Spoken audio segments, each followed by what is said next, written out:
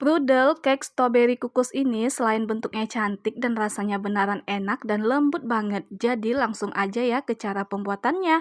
Tuangkan gula pasir, tambahkan telur dan SKM putih.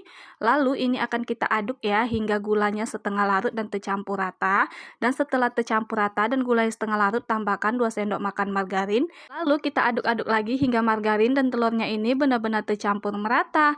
Oke, ini sudah tercampur merata, langsung aja kita tuangkan semua santannya dan aduk lagi hingga tercampur merata. Lanjut di sini kita tambahkan bahan tepungnya secara bertahap sambil kita ayak seperti ini ya Bunda. Lakukan proses penuangan tepungnya ini hingga semuanya selesai. Lalu kita aduk-aduk lagi hingga bahan tepungnya ini benar-benar tercampur merata.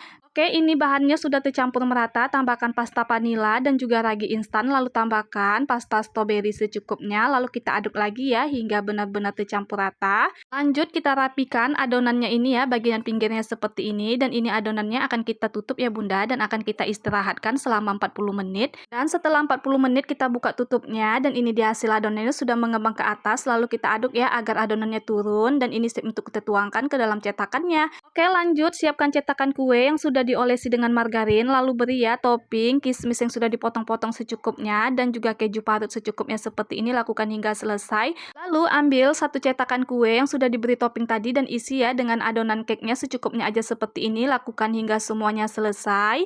Dan setelah selesai ini siap untuk kita masukkan ke dalam kukusan yang sudah saya panaskan terlebih dahulu. Ini akan kita kukus selama 15 menit, gunakan api sedang cenderung kecil, dan setelah 15 menit ini sudah matang, keluarkan dari kukusannya. Dan setelah hangat kita keluarkan dari cetakan kuenya, dan ini dia hasilnya. Brudel cake kukus kita sudah jadi. Terima kasih dan selamat mencoba.